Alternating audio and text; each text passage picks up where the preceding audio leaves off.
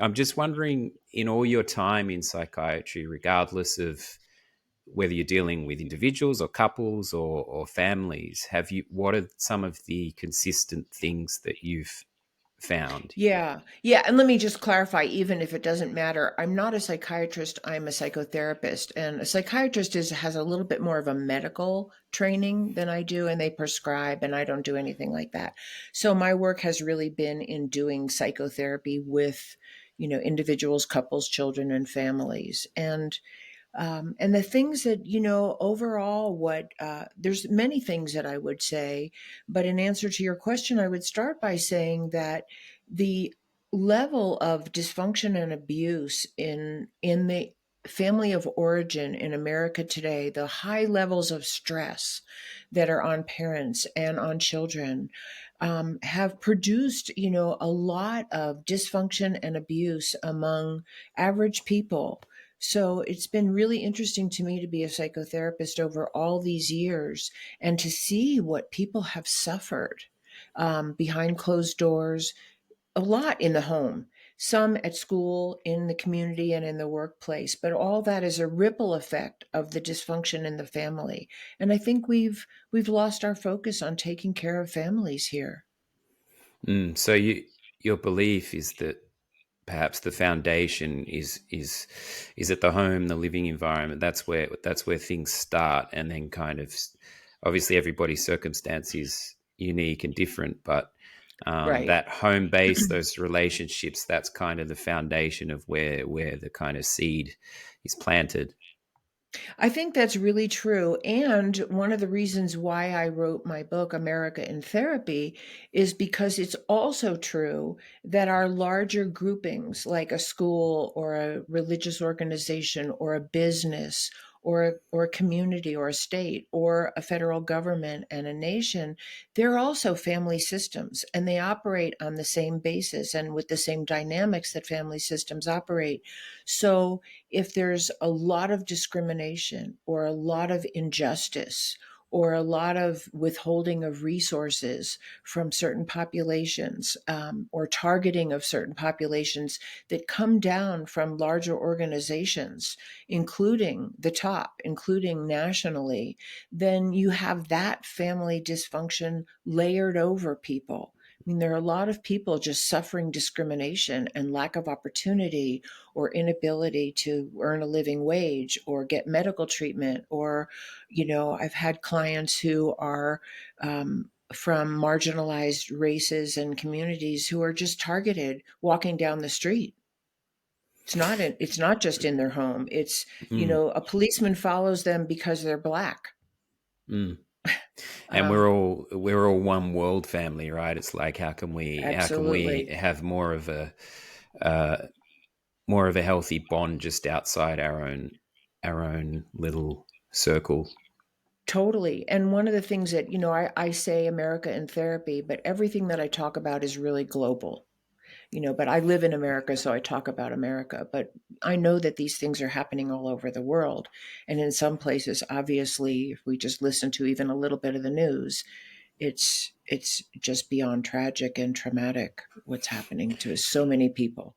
Yeah, I was going to comment on that because obviously your book's called America in Therapy. I actually haven't been to the States. I'm an Oh, Australian in Germany, so it's hard for me to comment having not even been over to the States. But my sense from speaking to friends, from speaking to guests, the level of kind of division, regardless of political view or opinion or whatever, this discourse and this inability to find a kind of middle ground, regardless of perspective, it just seems like a massive challenge right now. yes. And I really feel like it's not just an inability to find a middle ground, it's an unwillingness. And that is part of what is of such great concern. And one of the reasons, and I'll keep saying one of the reasons why I wrote my book, because there's so many reasons. But one of the reasons is because taking a psychological point of view and looking at what's happening in our country through the lens of what we know either harms or heals in an individual family. And so I call it the family of America. And I'm looking at the family of America through that lens, that all of psychotherapy and all of psychology is about healing relationship, healing the relationship with ourselves, healing the relationship with others, or peacefully disconnecting.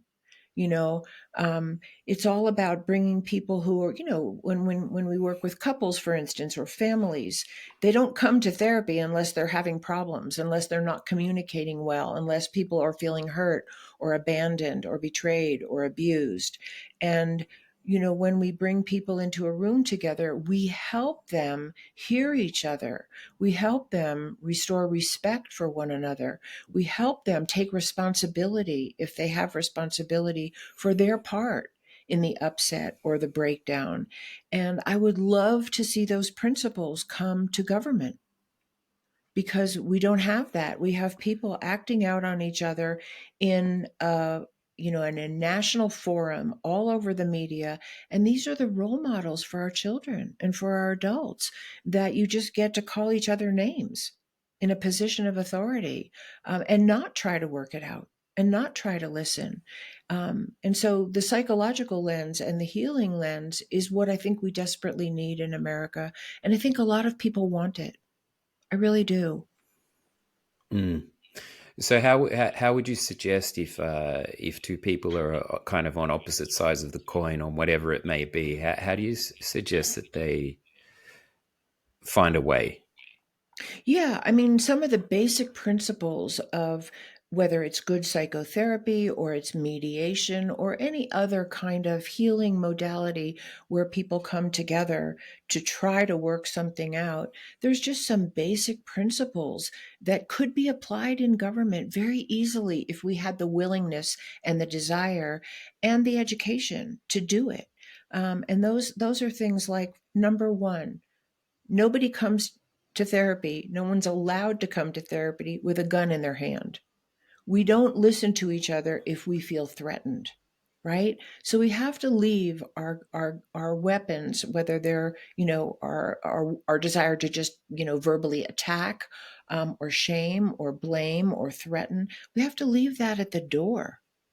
That's like number one. It has to be safe. And what I can tell you from doing therapy with people over well over 30 years, and having been a client myself for many years, is that feeling safe with another person is key. We have to feel safe. Otherwise, our defenses are all at play. And when everybody's defenses are at play, and in a country, those defenses look like weapons of mass destruction and police brutality and all kinds of, injurious things that happen to people, there's no resolution. There's just more attack and defense. So number one, we leave our weapons at the door, and we have like a therapist or a mediator is someone who navigates that with us, who holds the boundaries. And I would love to see that in Congress. I would love to see there be professional facilitators helping people listen to each other, even if they don't want to, because our country is at stake. The well-being of our populace is at stake. And I can come back to that because I can go off in so many directions because Likewise. everything is related, right? It's all um, interconnected. it's all interconnected. And I'll just say this really quickly. When two parents are fighting unendingly in a home, their children suffer and their children become symptomatic. And our leaders are fighting unendingly and without restraint, and our populace is suffering. And in all the years that I've been a therapist, I never had one person come to therapy over what was happening in our country until the 2016 election. And then I had people traumatized by what was going on in our country, awake at night, fearing for what the road we were going down politically. So, going back to your question, though, number one is we have to feel safe. That means we have to restrain ourselves from attack and really do our best to listen. And I've had couples come to therapy who one person gets so angry at what the other person is saying that they walk out, and we just wait for them to come back until they're ready to sit down and actually listen and restrain their anger. They can have the anger. You can put it into words, but you can't act it out. So that's number one. Number two is that we really have to reflect on ourselves. What am I bringing to the table?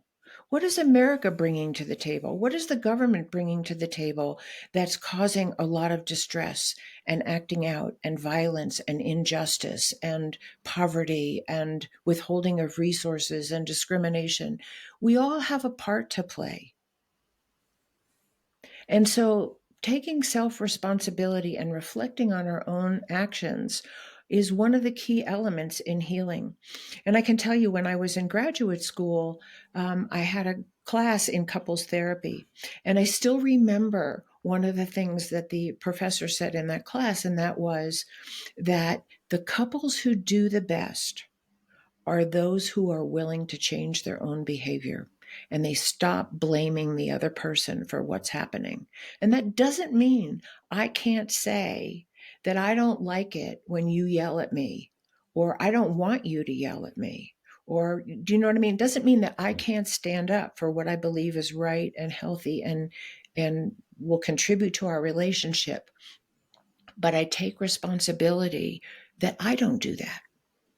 Because one of the things that, I think we see all over the world, in our homes, in our communities, in government, is that we all want to be heard, but we haven't been taught how to listen. Mm. And so we all want from other people what we're not willing to give or we don't know how to give. And these are some of the principles of the best psychotherapy and the best mediation, is that we help people, we teach them without shaming and blaming and making them wrong. We teach people, we help people hear each other the way they want to be heard. And if we just embodied that principle, we would have a different world. We would have a different world. And these are the principles of the best psychotherapy that I want to see shared and used at the higher levels of institution and policy and authority and influence and control. Because right now, and this is one of the basic premises of my book, is that what's going on in government a lot, and of course I'm not talking about all the good things. There are good things that people are doing. There are people doing amazing things, helping each other, volunteering, contributing money to the poor, setting up programs for clean water, and teaching inner city people how to grow gardens on their rooftops. There are amazing things that people are doing. But a lot of what's coming down from the top are abuse family dynamics, discrimination, withholding of resources, blaming people for their poverty, for their symptoms. And these are, I go into great detail in my book about what happens in an abusive family, what are the symptoms that people show, and what happens if they're left unchecked. And the same things are playing out in our country, and they're dangerous and they're scary, and many, many people are suffering and traumatized. So taking responsibility for ourselves. And one of the things that we do in therapy, and I don't know if you've ever experienced psychotherapy, but one of the first things we do is sort of take a history. What happened in your childhood? What role models of conflict resolution did your parents display?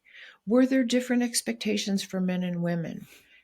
Were there rigid boundaries? Were there no boundaries? Was there abuse? Was there love? Was there support? Where did you get, where did you feel successful? Where did you feel like a failure? What happened? Was there a traumatic event in your childhood? Was there abuse? Did someone die who you relied on? We take a history because the history is everything. And I will tell you that. So what I want to say is, for us as individuals, we have to know what conditioned us, because that is really a key. So I want to say two things about that, but please feel free to interrupt me, because I No. have so much to say that I No. can just tell you my whole book. No, that's awesome. No, reflection, it goes back to reflection again, what you've just Yeah. finished on there. And Yeah. reflection comes up quite a bit on the show. Just Mm. the great value in reflection and taking stock of your own stuff. Yeah. And listening as well, like you mentioned earlier. Just the act of listening, like focused listening. That's what I Right. find with this show. It's very much Right. focused listening, which is really awesome for me, because it's a huge exercise in focused listening. That's right. So yeah, reflection, listening, and just my own experience in therapy. The real benefit I found was, like you say, someone taking a very objective look at things and being able to, in a non kind of emotionally attached way. I mean, obviously there's care there, but they're not a family member or friend. Right. Being able to piece things together and just like say, hey, why don't you try this? Suggest things and look at things in a. I must say it was obviously very very important, but I found a lot of benefit when I started to bring a little bit more physicality into it rather than just intellectual stuff. Which so some of the more kind of, this isn't a criticism of therapy, but some of the more integrative approaches where I've tried to address some things in the body have really helped me. But that's just my personal journey. Absolutely. Oh, there's so many approaches that are all valid.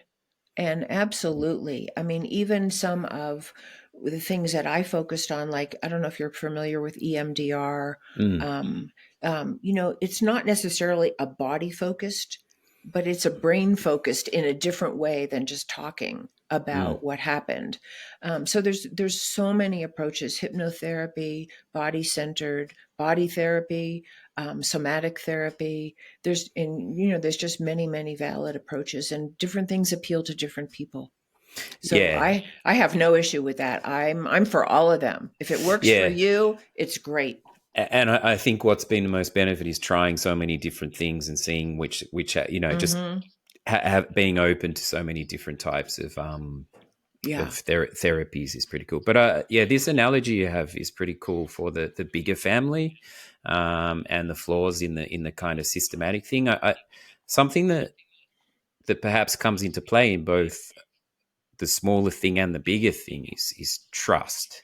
And I'm Yeah. wondering what your, in your experience, maybe just even with a couple, when the trust has been shattered, do you Mm-hmm. think how do you think people can rebuild that? But also in a bigger context, I don't know how much. I think in the modern climate, people are perhaps losing a little bit of trust for the people who are governing their lives. A lot of From trust.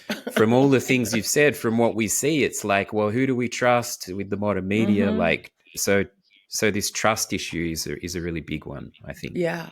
Well, it speaks to one of the next things that I was going to say in terms of what are the elements of repair in relationship. And one of them is making amends. Most of us have hurt people. We tend to focus on how we've been hurt, and that's legitimate and that's appropriate. But most of us have also inadvertently perhaps hurt another person out of just not seeing or being consumed with ourselves or whatever. Um, and so making amends is really, really critical to a healing process. And the best way to make amends, the very best way to make amends, is to do it differently now. How do you rebuild trust? If someone has betrayed you or they lied to you or, they ignored you or whatever they did that hurt you, um, if you've had this experience, and I've had this experience, where someone is genuinely remorseful or apologetic for what they've done, or I've been that with someone else, it rebuilds trust. I do my very best to treat you differently now. I don't yell, or I don't, whatever it is. And when we see another person actually making that effort out of a desire to repair the relationship, there's just nothing like that. And Mm, so on a national level, we have a lot of amends to make. We have a lot of amends to make, real amends, to Native American people, to Black people, to women, to minorities, to the poor. All the people that have been subjugated, that have been blamed, that have been targeted, that have been abused. We have a lot of amends to make. And again, if we were to really take that seriously as a country and make that a priority, we would have a different country. We would have a different world. mm. And a demonstration of change, like you're saying, moving forward Yeah. from the person or party, just call it the kind of evidence that the person has done reflection and is at least trying to adjust is a Yeah. big step. Yeah. Yeah. Yeah. Because, real it's human that we hurt other people by, inadvertently or intentionally. It's human. We get angry, we get scared, we get defensive. We just act on impulses that are not so great out of our own wounding. And to bring, a level of deep understanding of where our own pain has come from and how it's affected us and how it might have affected other people brings a container of emotional safety around the healing process so that it's a strength to say, I'm sorry. I didn't mean to do that to you, or I didn't understand the impact on you, or I will really try hard not to do that again. That's a strength, not a weakness. Yep.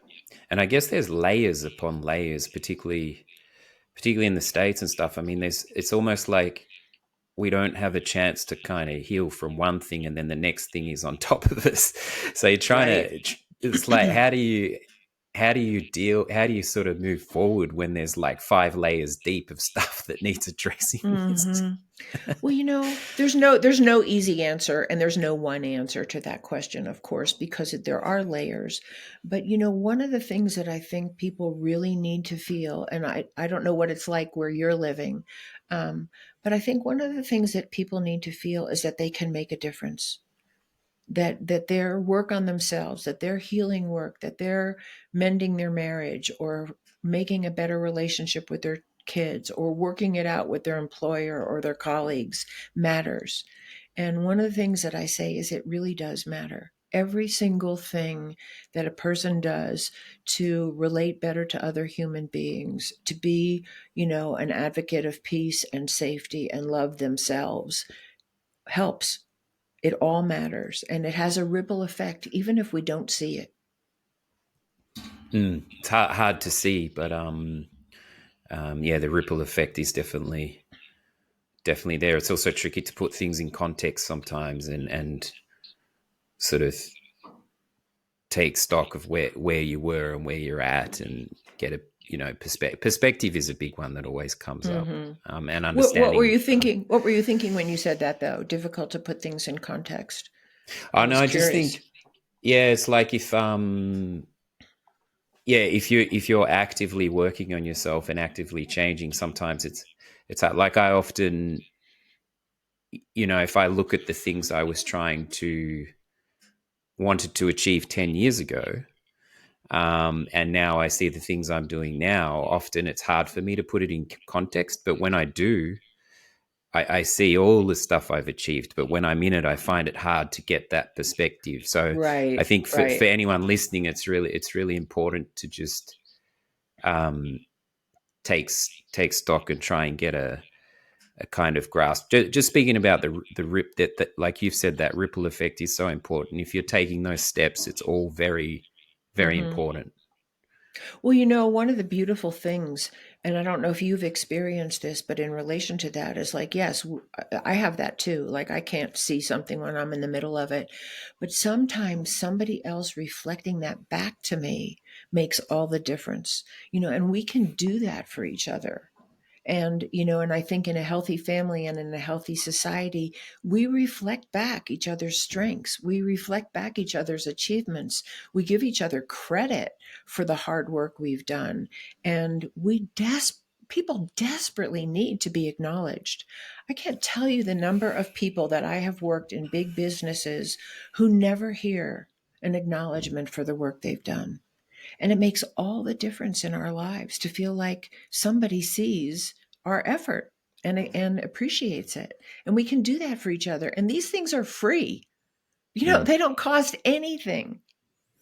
Yeah, we hold mirrors up to each other all the time. Yeah. I just think the issue with the modern kind of online world is there's just so much yelling, and it's so easy for people to kind of yell at each other in a type, and there's been so many kind of cases of like the person wouldn't necessarily say that if they were face to face, but this kind of Right. keyboard, Right. you know. So genuine connections and face to face and like genuine acknowledgement Totally. in Totally. person. I mean, the technology is awesome because we can do something like this, but Exactly. um, yeah, more acknowledgements in the outside world there would be a help. It's huge. Um, I mean, how many couples have I worked with where they've just forgotten to do that, and it changes the relationship. Just that changes the relationship. Thank you for making breakfast. You know, I don't really need thanks for making breakfast because I want to, but it feels good. It really is the one percenters, the little trivial trivial one percenters. It's a tradition on the show to have guests offer some sort of challenge given their experience, given their personal journeys, given their expertise. Is there anything that springs to mind? A lot of things on the show, they're not big things like jumping out of planes or anything like that. It's more the Right. little things we can do. Do you have anything that you might like to offer? I mean, just on the level of what we're speaking, I would say let's just make it our practice to go out of our way to acknowledge people. And that can be the people in our immediate lives. It can be someone in a store who's waiting on us. It can be someone on the end of the phone. It can be, it can be can be sending a letter to your congressman if you like what they did. But let's go out of our way to acknowledge people. We don't know. We don't know what people are suffering. Most of us most of us in America, it's like this anyway, and I don't know what it's like where you are, but in America, it seems like we just sort of have this thing about we have to look good. We have to look like we have it all together. We have to look like we're strong and independent. And people are really suffering. They really are.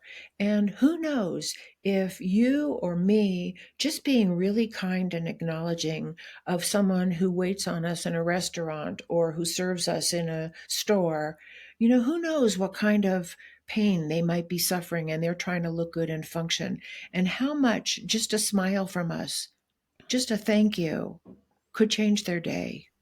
Mm.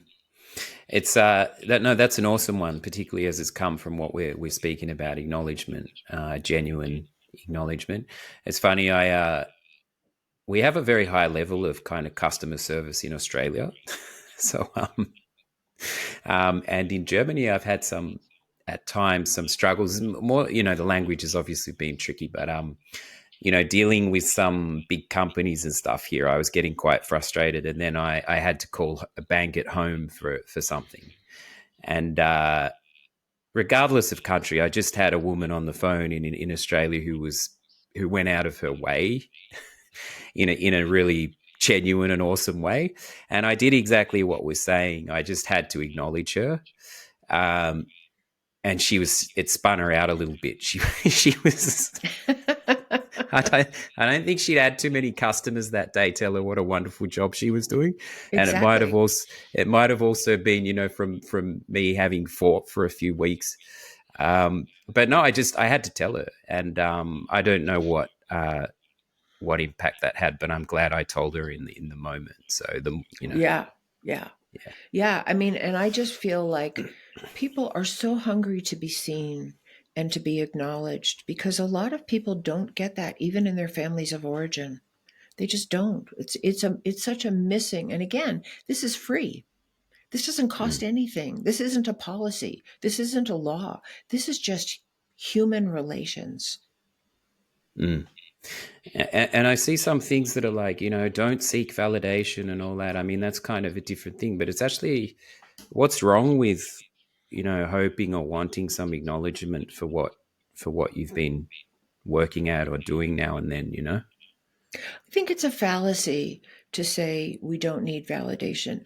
I think if our whole well being depends on Mm, having other people acknowledge us, then we're in trouble. Then we're like in that codependent boat, right? But a healthy relationship is a give and take. It's not because too much of that you shouldn't need validation goes to that illusion that we should be independent, we should be able to meet all of our needs, we should look good and have it together all the time, and we don't need anybody for anything. And it's just not true. It's not true. And to the extent that we believe that, I think people really suffer. We need each other, and we need each other in our personal lives. I need love. I need to be able to give love and express love, and I want to be loved. And I think that's actually who we really are. And in all my experience as a therapist, all my experience, the greatest wounds that people suffer and the greatest dysfunction that they then display in their own lives all comes from some injury to love and belonging. All of it. And Mm. so if we're going to heal as individuals and as a nation, we have to bring love and belonging back into our priorities. Yeah, there's the individual work and the collective work. Exactly. Yeah. And they go together. Yeah, they're hand in hand. They're hand in hand. They're hand in hand. Um so are you how are you remaining optimistic in terms of what's coming up, particularly in the States next year, and the kind of Mm-hmm. there's a lot of things going on, obviously, Mm-hmm. climate and artificial intelligence, and just Mm-hmm. are you an Mm-hmm. optimistic person given your experience? I think that this is how I feel. I'm frightened by a lot of what's going on in our country and in the world. It's frightening, and I think that's an appropriate reaction, actually, because I think it's scary. Um, and I think we're at a big turning point as human beings on this planet of what we're going to actually choose. And are we going to choose to come together and survive, or are we going to keep war on whatever level going? And that's why I wrote my book, because I really that's really the heart of it. Like, what are we going to choose here, and on what basis are we choosing now? Do we know what we're even choosing and where it could take us? And so, in terms of optimism, the way that I feel is I really believe in people. I think there's not one baby born on this planet that is an evil person. I don't think that. I think it's what happens to us that makes us destructive or murderous or, harmful to other people. And so I have great hope that we can learn differently. And I don't see myself as the savior of the world. I see myself as one voice among many, many, many people who are trying to steer us in a different direction. And I think the more we each contribute whatever we have, you doing your podcast is an amazing contribution. I think the whole podcast world is incredible, Mm. in terms of like there just being a platform for people to have a voice, that doesn't depend on social media and the larger media outlets. So my hope is that we just can contact our own contribution, whatever it is. It might just be being a better parent. It might be fighting world hunger. It doesn't matter on what scale. And I think the Mm. more we encourage each other to contribute to a healthy world and a sustainable world, the more hope there is for the future. But am I scared about what's going on here? Yeah. And that's part of my impulse to speak. Absolutely, and choice, as you said, is a big one. Um, where can people find you in the book? Yeah, so the book is actually coming out next year. So it's not published yet, but it is available for pre-order. And it's available for pre-order on Amazon. It's America in Therapy, and then it has a subtitle, but you can find it under America in Therapy. And the best way to find me is on my website, www.phyllisleavitt.com. And there's links to the book, and my website right now is pretty much focused on my book. But there's all kinds of, good information there. And then I'm on Facebook and LinkedIn, and um, have a lot of traffic on LinkedIn. So that's a really good place to find me. I post a lot of material and articles, and I'm on Instagram and YouTube. I have a lot of podcasts on YouTube and on my website. Those are the best places.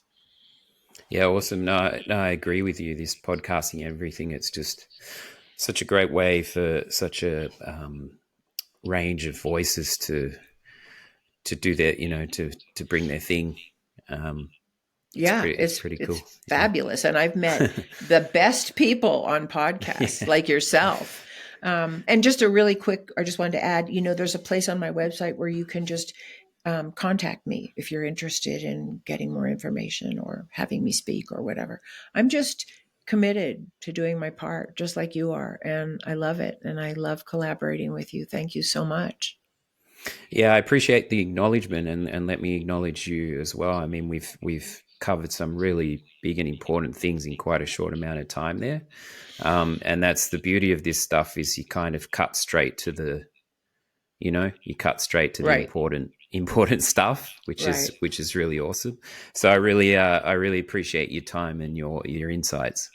Thank you. And I appreciate you likewise for having me and for offering this to your audience because, again, I think people are really hungry for doing this differently in the world.